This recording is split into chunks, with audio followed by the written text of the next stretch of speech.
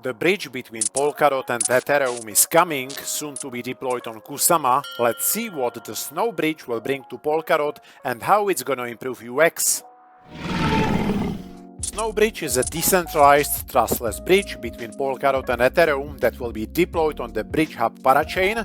The fact that Snowbridge is trustless means users will only need to trust the code and cryptography when transferring assets across the bridge. Snowbridge is fully decentralized, so there are no multisigs that could take control over the bridge, and the bridge is also general purpose, meaning it will enable transfers of any arbitrary messages, but most importantly, transfers of fungible tokens and NFTs between Polkadot and Ethereum. The Snowbridge has been in development since 2021, so longer than initially expected, which surely made some parachains impatient, but early next year, parachains will be more than happy to welcome fresh liquidity flowing from Ethereum. What's also cool is that through the Snowbridge, each parachain will have its own messaging channel to Ethereum, which will allow parachains, for example, to sponsor transaction fees for the users who will be transferring their parachain tokens to Ethereum.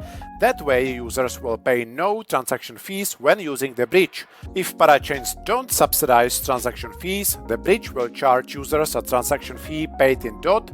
Snowbridge will provide excellent UX where users will only need to make a single transaction to send tokens or NFTs across the bridge.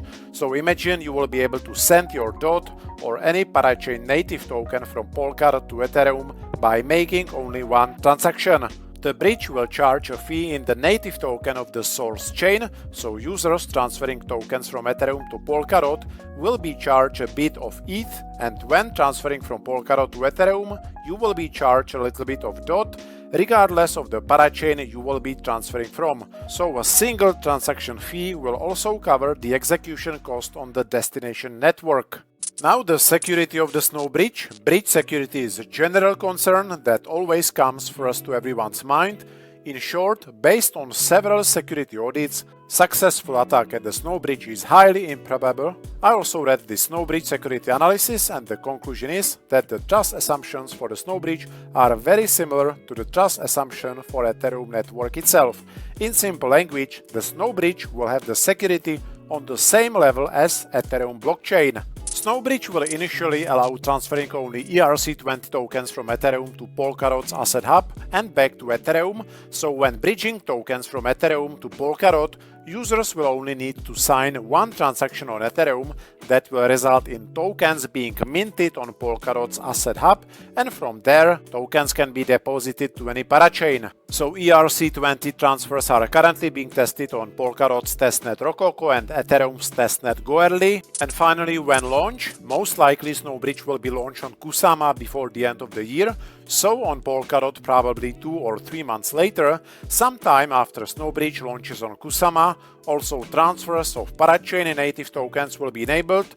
The features of Snowbridge will be rolled out gradually, one after another, starting with transfers of ERC20s, and then also transfers of Polkadot native tokens to Ethereum will become supported. So Snowbridge is a big deal. As for Polkadot, it will open the way to liquidity from Ethereum, and both ecosystems will finally get directly interconnected in a fully trustless and secure manner. The launch of Snowbridge is definitely one of the most crucial milestones for Polkadot to date, which took almost 3 years to deliver, but finally it's here. Thanks for tuning in. Till next time.